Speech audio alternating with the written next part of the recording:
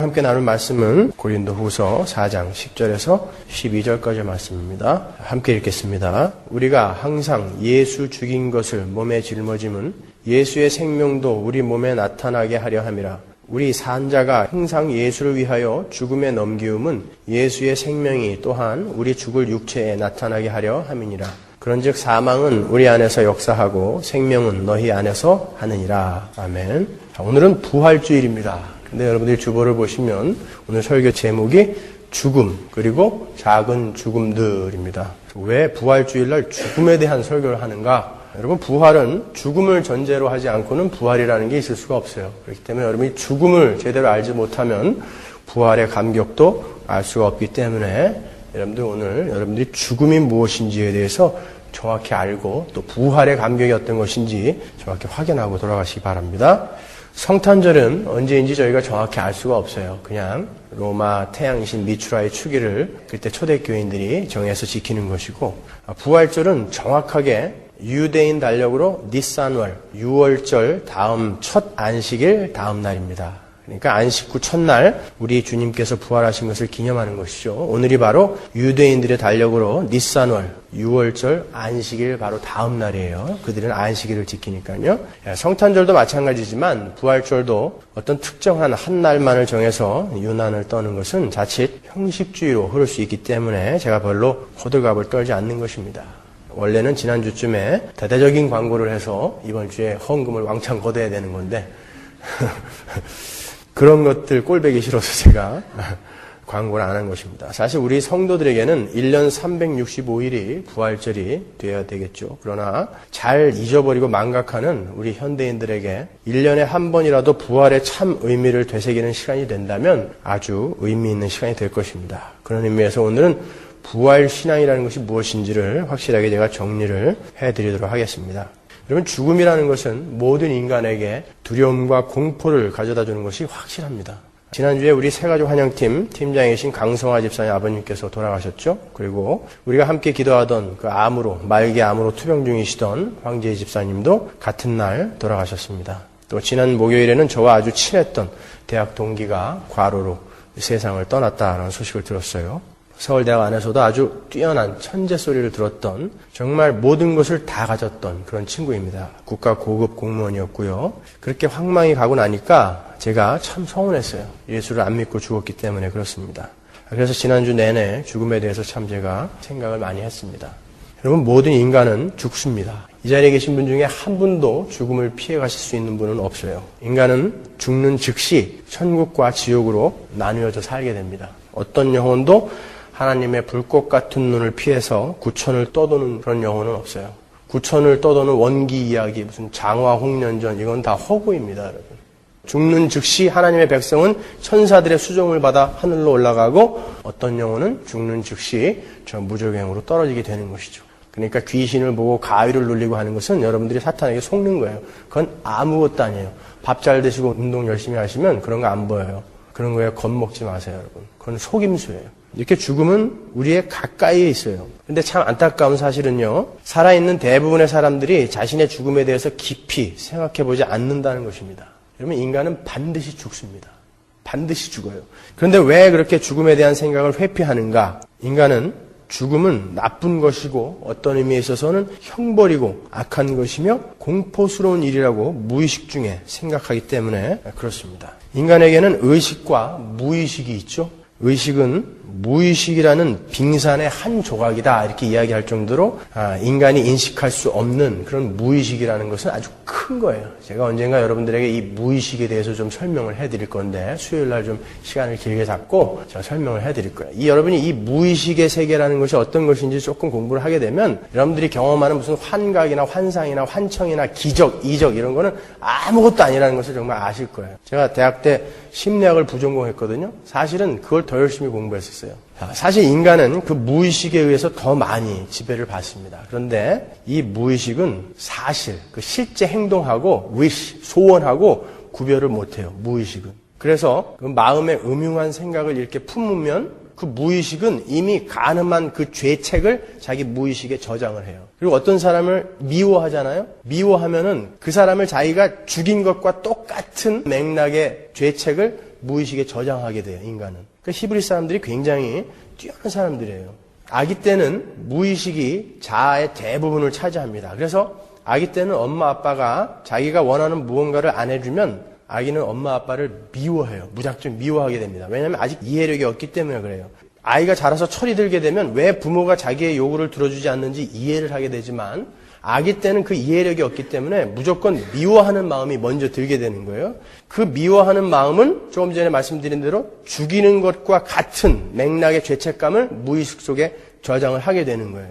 그래갖고 어떠한 이유로든 부모가 죽게 되면 이 아기는 자기가 이 엄마 아빠를 죽게 하는데 일조를 했다라는 죄책 때문에 아주 시달리게 된다고요.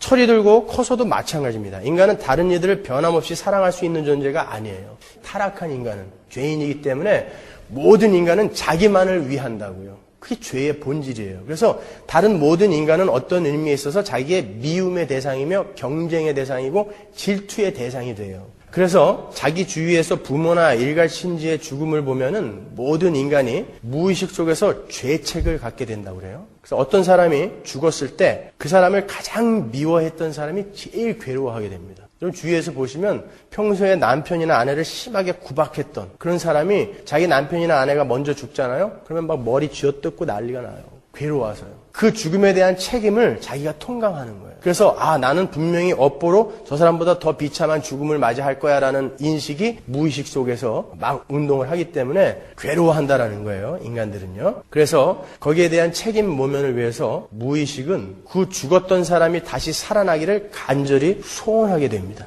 그래서 이집트에서는 미이라 같은 걸 만드는 거예요. 다시 살아나게. 우리가 믿는 것처럼 이렇게 부활할 것이다라는 것을 믿는 것이 아니라 그런 무의식의 염원을 담는 거예요. 인디안들도 사람이 죽으면 거기에다 평소에 그 사람이 썼던 부장품을 다 묻어줘요. 다시 살아났으면 하는 마음, 그런 염원을 심는 거죠. 거기다 심어 놓는 것입니다. 얼마 전에도 황금 미이라가 거의 300구가량 이집트에서 발견이 됐죠. 자, 아울러서 그 죽음에 자기의 책임이 있다고 무의식이 움직이기 때문에 인간들은 죽음 앞에서 어떤 이의 죽음이든 그 죽음 앞에서 자기에게 스스로 퍼니시먼, 형벌을 가합니다. 한국 사람들은 누군가가 죽으면 베옷을 입고 머리에 새끼줄을 두르죠. 또 재를 뒤집어 쓰는 사람들도 있습니다. 서양 사람들은 검은 옷을 입고 여자들은 베일을 씁니다. 베일이라는 것은 수치를 가리는 거예요. 내 책임이라는 거예요. 내 책임이다. 때로는 물과 음식을 먹지 않기도 합니다. 이 모든 것이 자기에게 처벌, 퍼니시먼을 가하는 거예요. 이 죽음에 대한 업보를 내가 받을 텐데 미리 이렇게 내가 나한테 처벌을 가해서 그 업보를 모면하려는 의도가 그 많은 장래 예식에 숨어 있는 것입니다. 자, 이것이 좀 지나면은 이제 인간은 분노하게 됩니다. 이 슬픔과 죄책감을 넘어서 이제 자기를 그렇게 괴롭게 만든 그 죽음에 분노하게 되는 거예요. 그 분노는 그 죽은 자를 악하게 인식하게 돼요. 나를 괴롭게 하니까. 그리고 그 죽은 자는 살아있는 자에게 악한 영향을 끼치는 자로 인식을 하게 돼요. 이런 생각이 거의 동시다발로 인간의 의식과 무의식 속에 확 일어나게 되기 때문에 인간은 죽은 사람을 보면 무서운 거예요. 시체를 보면 공포를 느끼게 되는 것입니다. 이 모든 것이 바로 우리 죄 때문이에요. 그럼 한번 생각해 보세요. 여러분 옆에 계신 사람들을 한번 보세요. 옆에 계신 분들을 한번 보세요. 하나도 안 무섭죠? 근데 그분이 영혼이 떠나가서 이제 죽었다고 생각해 보세요. 그러면 무서워해요, 우리는요. 그죠? 왜 무섭죠? 바로 이런 원리 때문에 그래요. 우리는 죄인이기 때문에 우리는 누구를 미워하는 자들이에요. 사랑할 수 없는 자들이기 때문에 모든 죽음에 대해서 죄책을 무의식에 느낀단 말이에요. 그것이 분노로 오고 그것이 죽음을 악하게 여기고 그 악한 존재가 나에게 해를 끼칠 것이라고 그렇게 생각을 하기 때문에 우리는 시체를 무서워하는 거예요. 진짜 사람이 영혼이 떠나간 시체를 보면은 고깃덩어리 같아요.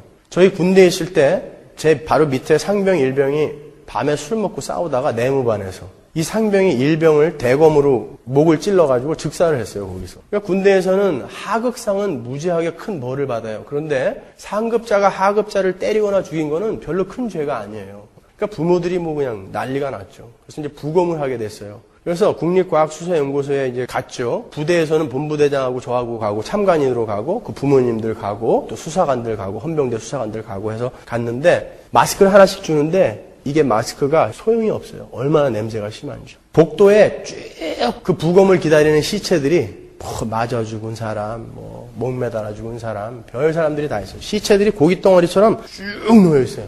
딱 들어갔는데 불과 며칠 전까지 저하고 같이 놀고 보초스로 가고 그랬던 친구인데 정말 고기 덩어리 같이 이렇게 누워 있는데요. 부검의 4명이 딱 들어와가지고 뭐 마스크도 안 써요. 그 사람들은 늘 하는 거니까. 여기서부터 배꼽 아래까지 쭉 자르더라고요. 근데 무슨 지퍼 여는 것 같이 북북북 잘라요. 그리고 확 여는데 그 안에 내장이 고스란히 들어있죠. 그렇게 고정시켜놓고 하나하나 꺼내요. 내장을. 그래갖고 저울에 달아요. 전부. 그리고는 제자리에 이렇게 누워요. 그리고서는 이 머리 껍질을 여기서부터 이렇게 벗기더라고요. 쭉 벗겨가지고 여기를 확 벗기니까 이게 마치 가면처럼 쑥 벗겨져요. 이거 껍데기더라고요. 얼굴은 사실은. 그 안에는 다른 내용물들이 들어있더라고요. 그래서 저는 그때부터 사람들 얼굴을 껍질로 보기 시작했어요.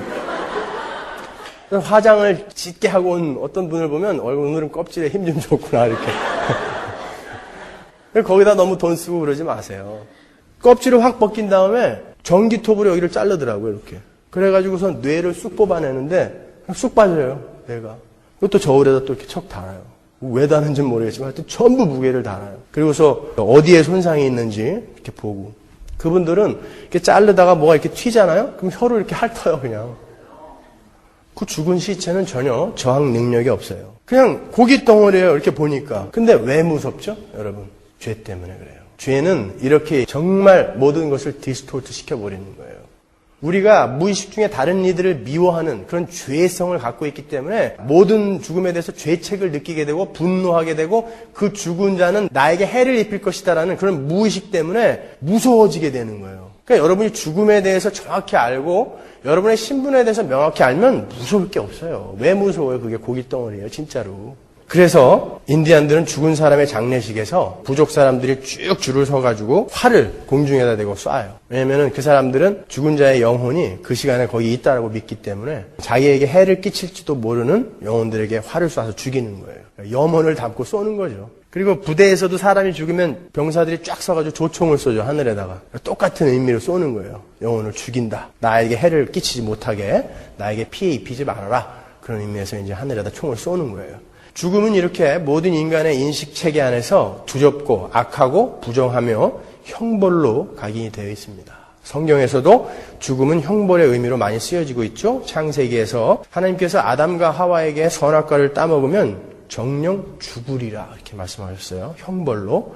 그로 말미암아 창세기 5장 죽음의 장에 아담, 셋, 에노스, 무두셀라 등 많은 사람들이 죽었더라 이렇게 죽었더라라고 기록이 되어 있죠. 아간하고 고라도 그들의 범죄로 죽임을 당했죠. 이스라엘도 여호수아와 갈렙을 빼고 광야에서 죄의 대가로 다 죽습니다. 아나니아와 삽비라도 죄의 결과로 죽어요. 그래서 죽음이라는 것은 성경에서도 어떤 형벌이라든지 타락하고 죄에 빠진 인간이 궁극적으로 맞이하게 될 운명으로 나타나게 됩니다. 그런데 신약에 보면 어떠한 구별된 무리에게는 그 죽음의 의미가 조금 달라져요. 계시록 14장 13절 보겠습니다. 또 내가 들으니 하늘에서 음성이 나서 가로되 기록하라. 자금 이후로 주 안에서 죽는 자들은 복이 있도다 하시매 성령이 가라사대 그러하다 저희 수고를 그치고 쉬리니 이는 저희의 행한 일이 따름이라 하시더라. 주 안에서 죽는 자들은 복이 있도다 그래요. 우리가 죽음은 형벌과 업보로만 알았는데 여기서는 복이다 그래요. 주 안에서 죽는 자들은 복이 있다 그런단 말이에요. 예수님께서도 이렇게 말씀하셨습니다. 마태복음 16장 25절. 누구든지 제 목숨을 구원코자 하면 잃을 것이요 누구든지 나를 위하여 제 목숨을 잃으면 죽으면 찾으리라 그러세요. 게다가 바울은 죽는 것을 자랑거리로 삼습니다. 고린도전서 15장 31절. 형제들아 내가 그리스도 예수 우리 주 안에서 가진 바 너희에게 대한 나의 자랑을 두고 단언하노니 나는 날마다 죽노라. 자랑거리가 되고 있어요. 어떤 사람들에게는 죽음이 두렵고 무섭고 악한 것이 아니라 자랑스럽고 좋은 것이 되기도 하다는 것입니다. 오늘 본문에서도 죽음은 복된 것으로 나타나고 있어요. 제가 표준세 번역으로 읽어드릴게요. 고린도후서 4장 10절. 우리는 언제나 예수의 죽임 당하심을 우리 몸에 짊어지고 다닙니다. 그것은 예수의 생명을 우리 몸에 나타나게 하려고 하는 것입니다. 우리는 살아있으나 예수를 위하여 늘 몸을 죽음에 내맡깁니다. 그것은 예수의 생명이 우리의 죽을 몸에 나타나게 하려고 하는 것입니다. 그래서 우리에게서는 죽음이 힘을 떨치고 여러분에게서는 생명이 힘을 떨칩니다. 우리가 죽는 것이 어떤 유익이 있다는 거예요. 자, 이게 과연 무슨 뜻일까? 오늘 제가 잘 설명해 드릴게요. 우리는 우리의 어떤 유익을 위하여 늘 우리 몸을 죽음에 내맡기는 삶을 살아야 한다라고 이야기하는 거예요. 자, 그게 무슨 뜻인지 한번 살펴보자고요. 하나님께서도 죽음을 이렇게 이야기하세요. 시편 116편 15절 성도의 죽는 것을 여호와께서 귀중히 보시는도다. 그래, precious in the sight of the Lord.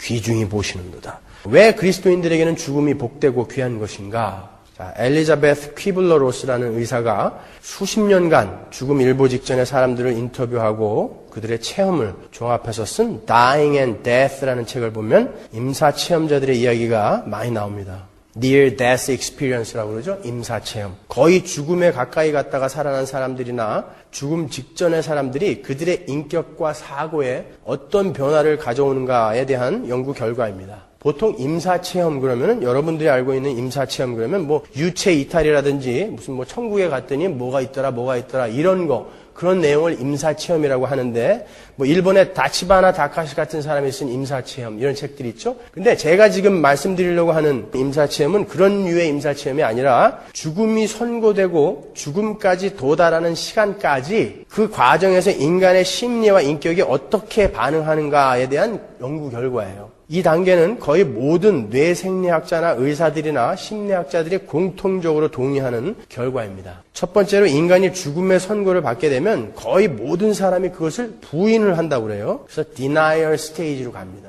아닐 거야. 그럴 리가 없어. 오진일 거야. 아니야, 나는 살아날 거야. 살아날 수 있어. 사고를 당하고도. 그런다는 거예요. denial stage. 그래서 말기 암 선고를 받은 사람들이 한 병원에 있는 사람이 거의 없대요. 계속 돌아다니는 거예요. 진단을 받으러.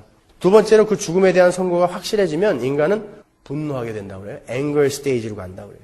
왜 하필 나야? 저 사람보다 내가 더 착하게 사는데 왜 하필 나야? 이렇게 된다는 거예요. 분노, anger stage. 그 다음 세 번째로 거래 단계로 가는 거예요. deal.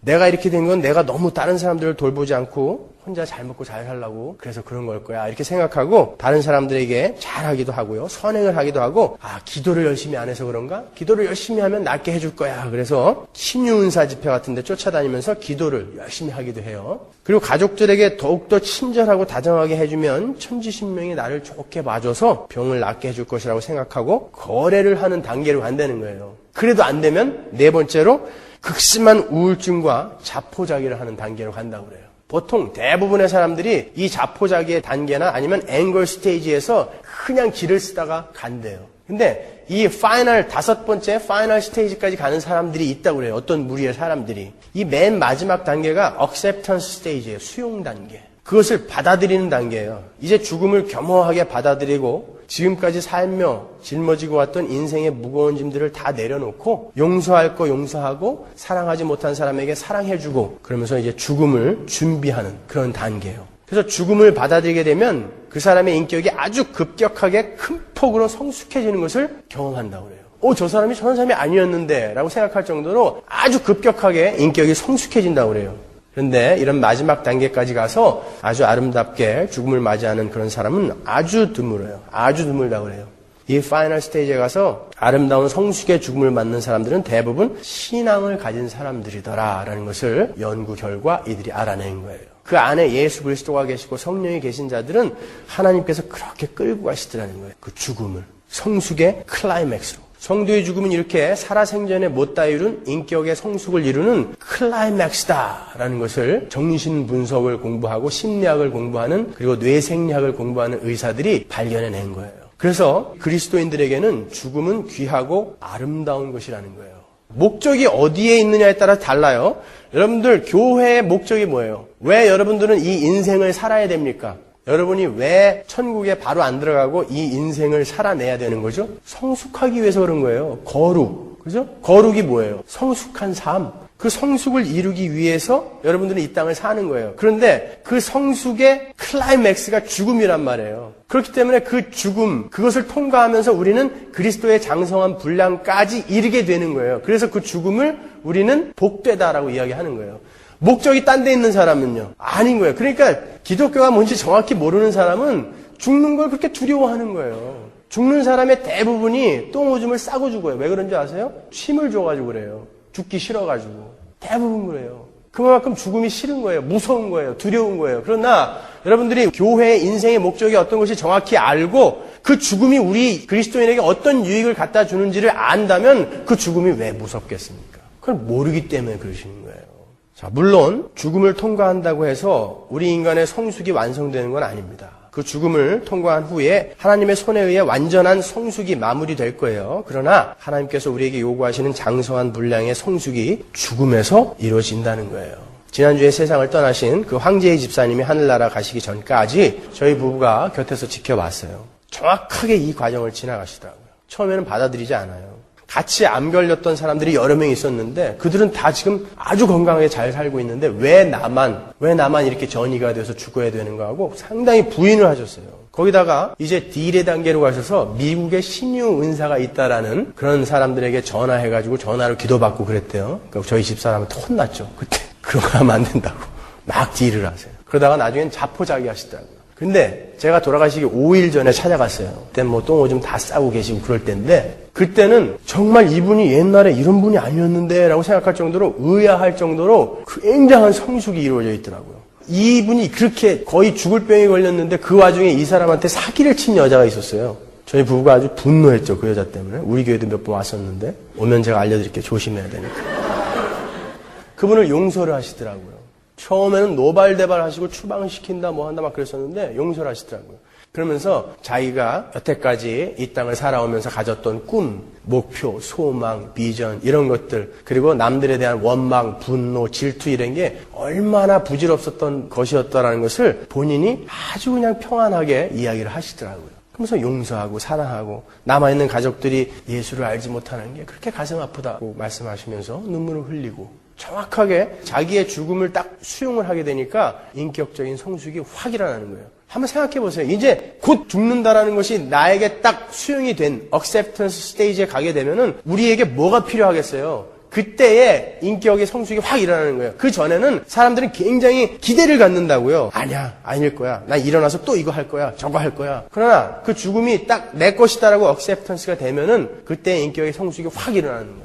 그래서 성도들에게는 하나님 언제 내가 이 죽을 몸을 벗고 하나님이 원하시는 것만 하면서 살 수 있을까요? 오늘도 나는 하나님이 원하는 일을 이렇게 할 수가 없네요. 하나님 언제 제가 이렇게 성숙해지죠? 이걸 원하는 사람은 그 죽음을 통과할 때 드디어 하나님 제가 그 길로 가게 되는군요 라고 하고 오히려 기뻐한다는 것입니다. 에베소서 4장 13절 한번 보자고요. 우리가 다 하나님의 아들을 믿는 것과 아는 일에 하나가 되어 온전한 사람을 이루어 그리스도의 장성한 분량이 충만한 데까지 이르리니 그 부분을 제가 공동 번역으로 읽어드릴게요.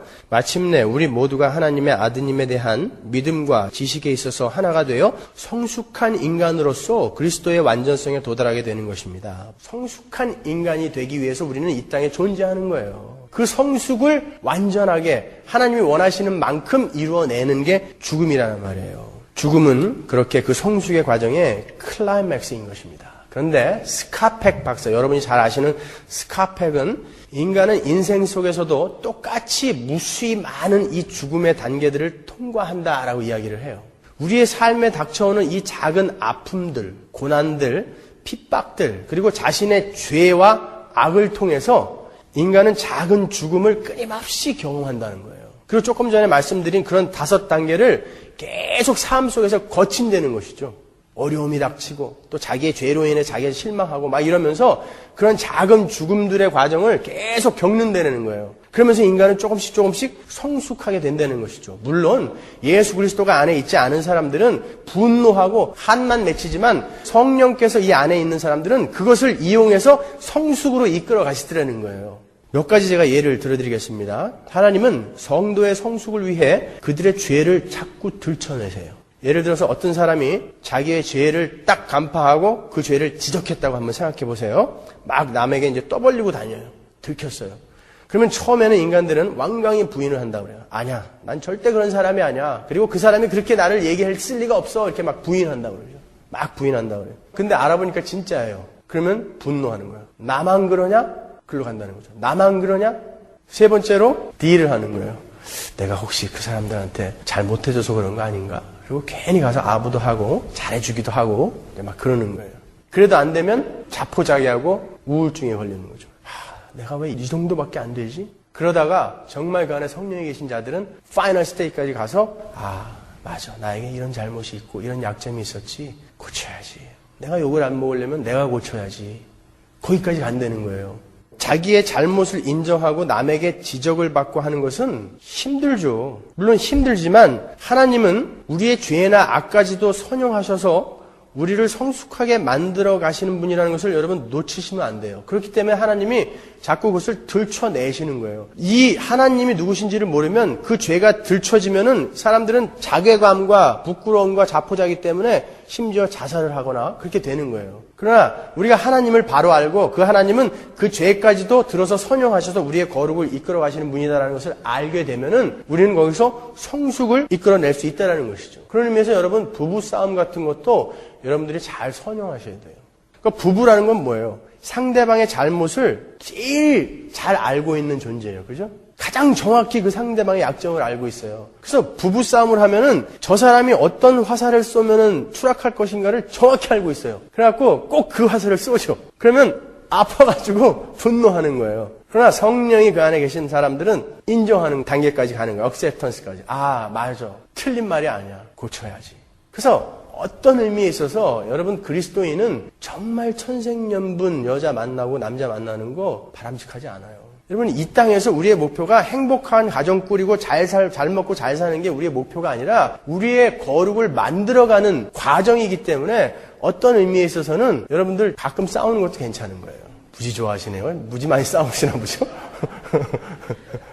예수가 없는 자들은 그냥 성격 차이다, 뭐다 이렇게 해가지고 그냥 서로 두들겨 패죠. 그러나 예수를 아는 자들은 하나님께서 나의 성숙을 이뤄내기 위해서 이렇게 귀한 아내를 선물해 주셨구나 이렇게 생각할 수 있게 된다는 것이죠. 게리 토마스라는 사람이 이렇게 이야기합니다. 죄는 무서운 것이지만 죄에서 나오는 겸손은 선하다. 하나님이 이 때문에 죄를 허용하셨다. 교만한 마음으로 우리의 허물을 돌아보면 비통하고 걱정스럽고 씁쓸한 일이지만 회개하고 겸손하게 되면 하나님께 돌아오는 영혼은 침착하고 평화롭고 확신에 차게 된다. 하나님께서는 가장 헌신된 사람들의 마음속에도 선과 악이 함께 있도록 허락하신다. 그들 속에 남아있는 그러한 불완전함은 그들로 하여금 겸손하게 하고 그들로 하여금 자신들을 객관적으로 보게 하며 자신의 약점을 깨닫게 해서 하나님께 더욱 열심히 달려가게 한다. 이렇게 성령 하나님의 인도 아래 있는 자들은 자신의 죄를 통해서도 한 단계 높은 성숙의 단계로 올라가게 되는 거예요. 자, 이렇게 우리 그리스도인은 우리 자신의 죄까지도 우리에게 유익입니다. 그러니까 여러분들이 얼마나 복 받으신 분인지 아시겠어요?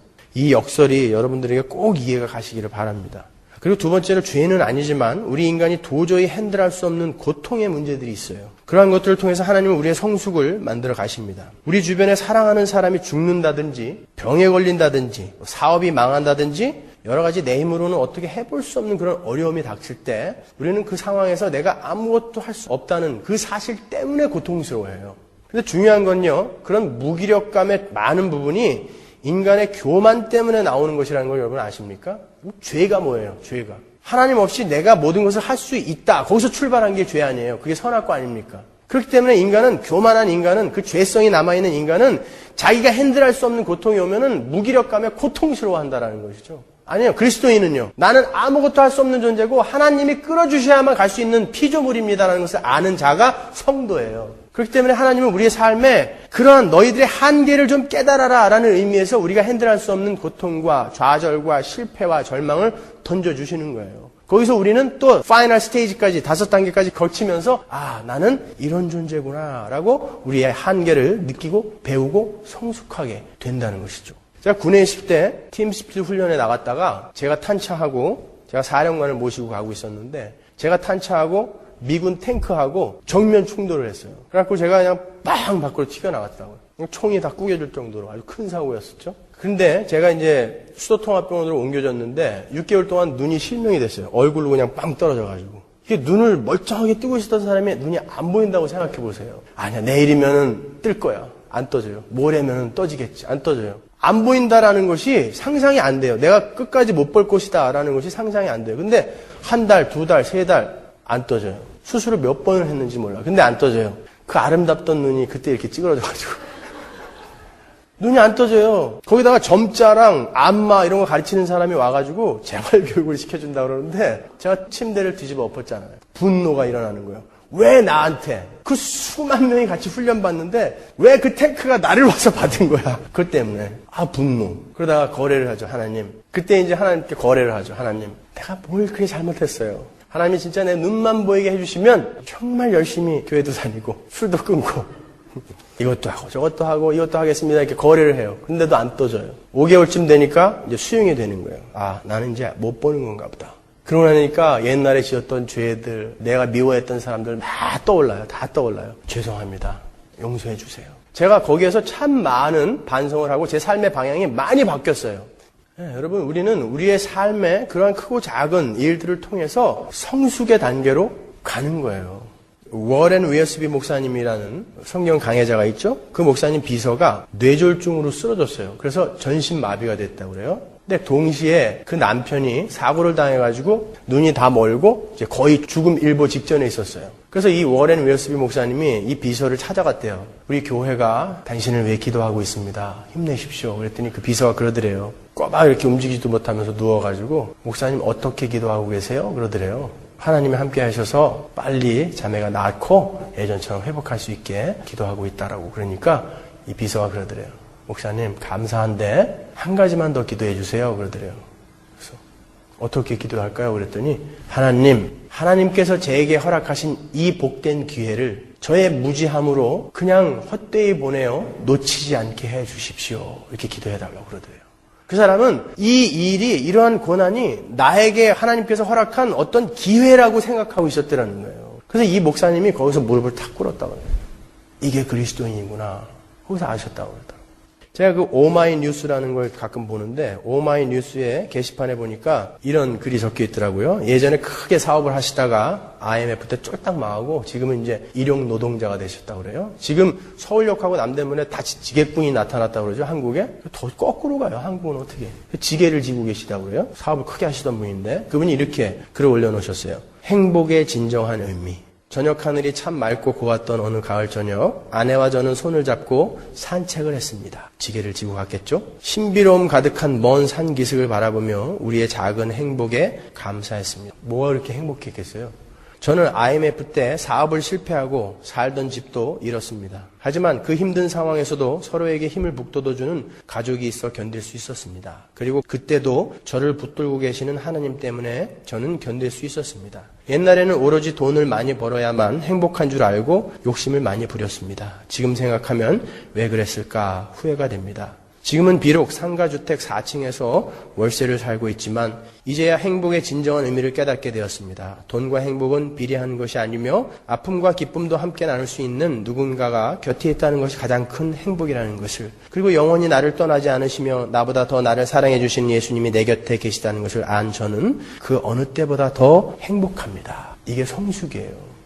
그러한 고난을 통해서 하나님이 그 안에 계신 자들은 성숙을 이루더라는 거예요. 성숙을. 그리고 세 번째로 하나님은 이기적인 자아를 깨기 위해서 자기하고는 아무 관계가 없는 일들을 책임으로, 의무로 어깨에 얹어주시기도 합니다. 그것이 바로 예수님께서 하신 일이죠. 그것이 성숙의 최고봉이에요. 그래서 우리 삶의 때로는 우리 문제가 아닌 타인의 문제로 내가 아프게 하시고 고민하게 하십니다. 그러한 과정을 통과한 사람들은 그 삶에 그리스도의 향기가 물씬 풍기게 돼요. 예를 들어서 저는 오지에 있는 그 이름도 모르는 부족들의 언어를 배워서, 그들의 언어를 처음부터 가서 배워서 그들이 읽을 수 있는 성경을 번역해주는 위클리프 선교회 선교사님들을 보면 제가 아주 고개가 푹 숙여져요. 엉터리 선교사들도 많지만 그분들의 삶을 보면 정말 그리스도의 향기가 물씬 풍겨져요. 10년, 20년을 전기도 안 들어오는 그곳에서 그냥 5시면 해가 지면 자야 돼요. 아무것도 할 게 없어요. 전기가 안 들어오고 수돗물도 없고. 그런 곳에 가서 굳이 그렇게 안 살아도 되는 분들이 애들까지 전부 데리고 가갖고 거기서 그들의 언어를 살면서 배워가지고, 글씨가 없으니까 글씨도 만들어줘야 되고 글씨도 가르쳐야 되고, 그것도 많지도 않아요. 몇백 명. 그들에게 성경을 읽혀주기 위해서 10년, 20년 자기의 인생을 투자하는 거예요. 거기다가. 그런 남 때문에 이분은 책임과 의무를 짊어진 거 아니에요? 정말 다른 이들을 위해서 자신의 일생을 그렇게 사심없이 바치는 분들을 만나보면 그 몸에서 알 수 없는 예수의 향기가 전해지는 것을 여러분 느끼실 수 있을 것입니다. 바로 예수님께서 십자가에서 하신 일이 그거죠. 예수님은 굳이 십자가를 지고 죽지 않으셔도 되는 분이에요. 그렇죠? 그런데 자기를 향해 돌을 드는 원수들의 죄를 짊어지고 내가 다 책임지겠다라고 분연히 일어나신 것이 바로 십자가입니다. 때로 우리 성도들에게 남의 문제로 고민하고 걱정하고 책임을 지는 일이 생겼을 때 우리는 하나님께서 이제 나를 이렇게까지 인정해 주시는구나 하고 감사하셔야 되는 것입니다. 물론 힘들 거예요. 그러나 우리는 그 일들을 통해서 더욱더 예수를 알고 하나님의 마음을 배우며 성숙하게 되는 것입니다. 이러한 모든 것들이 성도들의 인생에서 일어나는 작은 죽음들이에요. 우리가 궁극적인 육체의 죽음을 맞이하기 전에 우리의 삶 속에서 겪는 작은 죽음들이에요. 신앙인들은 그러한 작은 죽음들을 통해서 점점 성숙한 인격으로 자라게 되는 것입니다. 야고보서 1장 2절 보세요. 나의 형제자매 여러분, 여러분이 여러 가지 시험에 빠질 때에 그것을 더할 나위 없는 기쁨으로 생각하십시오. 여러분은 믿음의 시련이 인내를 낳는다는 것을 알고 있습니다. 여러분은 인내력을 충분히 발휘하여 조금도 부족함이 없이 완전하고 성숙한 사람이 되십시오. 그 시험을 이기기 위해서는 지혜가 필요합니다. 여러분 가운데 누구든지 지혜가 부족하거든 아낌없이 주시고 나무라지 않으시는 하나님께 구하십시오. 그러면 받을 것입니다. 조금 더 의심하지 말고 구하십시오. 자, 이러한 작은 죽음들은 우리를 성숙케 하는 하나님의 따뜻한 배려라는 거예요. 근데 5절에 보시면 그 작은 죽음들이 한으로 남지 않고 성숙으로 가기 위해서는 뭐가 필요하다고 그래요? 지혜가 필요하다고 그런다고요. 지혜가 뭐예요, 여러분? 지혜. 잠언 8장 11절로 가보세요. 대저 지혜는 진주보다 나음으로 무릇 원하는 것을 이에 비교할 수 없음이니라. 나 지혜는 I wisdom 그런다고요. 나 지혜는 명철로 주소를 삼으며 지식과 근신을 찾아 얻나니 22절로 넘어갑니다. 여호와께서 그 조화의 시작 곧 태초에 일하시기 전에 나를 가지셨으며 만세 전부터 상고부터 땅이 생기기 전부터 내가 세움을 입었나니 아직 바다가 생기지 아니하였고 큰 샘들이 있기 전에 내가 이미 났으며 산이 세우심을 입기 전에 언덕이 생기기 전에 내가 이미 났으니 30절 내가 그 곁에 있어서 창조자가 되어 날마다 그 기뻐하신 바가 되었으며 항상 그 앞에서 즐거워하였으며 뭐예요 지혜가? 예수 그리스도.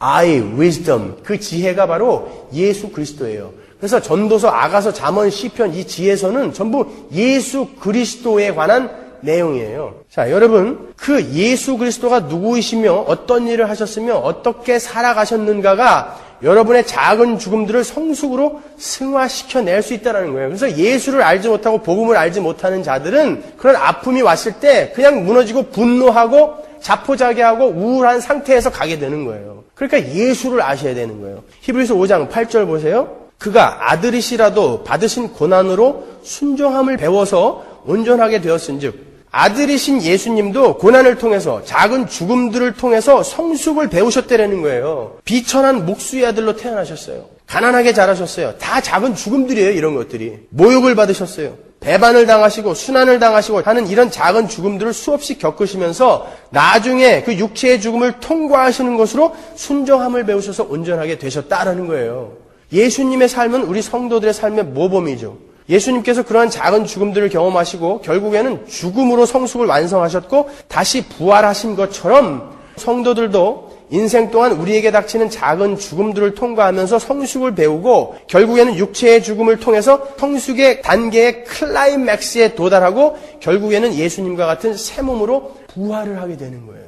그래서 하나님은 우리의 인생의 작은 죽음들을 계속해서 허락하시는 것입니다. 그러한 많은 작은 죽음, 그러한 경험 중에 가장 강렬하고 가장 최종적인 것이 바로 인간의 육체적인 죽음이라는 거예요. 그 죽음이 의식에서 수용이 되면 여러분들의 그 이기적인 자아가 급속하게 붕괴가 되는 거예요. 죽게 된 마당에 뭐가 더 필요하겠어요, 여러분? 그래서 그리스도인의 죽음은 복된 모멘텀이라는 것입니다. 그래서 여러분은 죽음을 긍정적으로 받아들이셔야 돼요. 죽음이 칙칙하고 우물하고 불쾌하고 무섭고 어둡고 두렵게만 느껴지는 것은 사탄의 속임수예요. 죽음이라는 것이 내 모든 존재가 파괴되고 모든 의미가 상실되는 그런 것으로만 인식되어 있다면 여러분은 아직 사망아 내가 쏘는 것이 어디 있느냐라고 이야기할 준비가 안 되신 분들이에요. 그것은 사탄의 속임수입니다, 여러분. 왜 죽음이 두려우십니까? 왜 시체가 두려우세요? 왜 귀신이 무섭죠? 왜 가위를 눌리십니까? 그것은 사탄의 속임수입니다, 여러분. 속지 마세요. 다음 주 수요일에 제가 귀신론을 다루면서 자세히 설명해 드리겠지만 우리는 마귀의 세력을 너무 과소평가해서도 안 되지만 너무 과대평가할 필요도 없어요. 여러분이 거듭나신 분이 맞다면 여러분 안에는 성령 하나님이 계세요. 근데 귀신이 여러분에게 범접할 수 있다고요? 천만에요. 여러분이 그 확신이 없으니까 두려우신 거예요. 여러분 안에 성령이 계신데 하나님이 계신데 귀신이 여러분을 와가지고 뭐 어떻게 할 수 있단 말이에요? 그러니까 하나님을 아세요. 예수를 공부하십시오. 여러분은 죽음과 친해지셔야 합니다. 그리고 여러분은 늘 여러분의 죽음을 생각하셔야 돼요. 내게도 곧 그 죽음이 도적처럼 닥칠 것이라는 것을 항상 인식하십시오. 그럴 때 여러분은 참 인생의 의미를 찾게 되실 거예요. 그 죽음이 결국 나의 성숙을 완성할 것이라는 것을 알게 되면 그 죽음 뒤의 삶이 나의 오늘을 이끌어 갈 것입니다. 죽음은 성도들의 삶의 모든 의미가 최종적으로 완성되는 지점이에요. 그 죽음의 자리에서 거꾸로 여러분의 인생을 바라보세요. 이게 여러분의 성숙의 완성이에요. 죽음이. 거기서 거꾸로 여러분의 인생을 바라보세요. 그러면 오늘 내가 뭘 하면서 살아야 할지를 알 거 아니에요. 이 목표 지점을 보지 않고 그냥 어떻게 막연하게 오늘의 행복만을 위해서 살아가니까 사람들이 뭘 하고 어떻게 살아야 되는지를 모르는 거예요. 늘 여러분은 죽음을 생각하세요. 여러분의 이 인생의 종착역이 어떻게 끝날 것인지를 생각하세요. 거기서 여러분의 오늘을 바라보시라는 거예요. 그럼 내가 오늘 뭘 하면서 살아야 할지를 아시게 될 거 아닙니까? 그게 그리스도인이란 말이에요. 그래서 여러분 주변에 하나님께서 죽음을 자꾸 보여주시는 거예요. 그때마다 여러분 확인하시고 생각하셔야 되는 것입니다.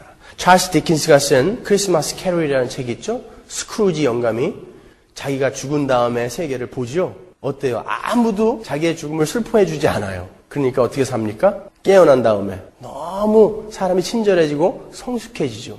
여러분이 죽음을 묵상하고 죽음을 늘 인식하게 되면 그러한 성숙이 오게 된단 말이에요. 스크루지만 그렇겠어요? 우리가 생각을 안 하니까 변하지 않는 거예요, 여러분. 여러분, 성도의 죽음은 그렇게 암울하고 비참하고 무서운 것이 아니라는 것을 이제 여러분은 아셨습니다. 여러분도 이제 사도 바울처럼 매일매일 죽으십시오.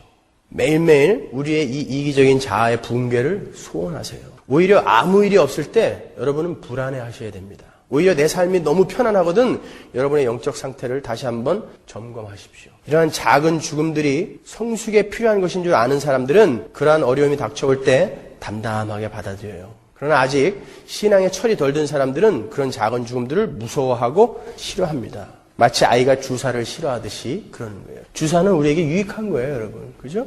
그걸 맞아야 병이 낫는다고요. 그러나 아이들은 몰라요, 왜 이걸 내가 맞아야 되는지. 그러니까 주사를 자주 놓으러 오는 간호사를 가르쳐서 I hate you 그런다고요.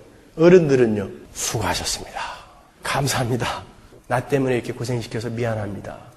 여러분 마찬가지예요. 우리가 고난의 의미, 이 작은 죽음들의 의미를 정확히 안다면 다르게 반응하게 된단 말이에요. 하나님이 나에게 주신 복된 기회군요. 그 워렌 웨어스비 목사님 비서처럼. 그렇게 우리는 반응할 수 있게 되는 거예요.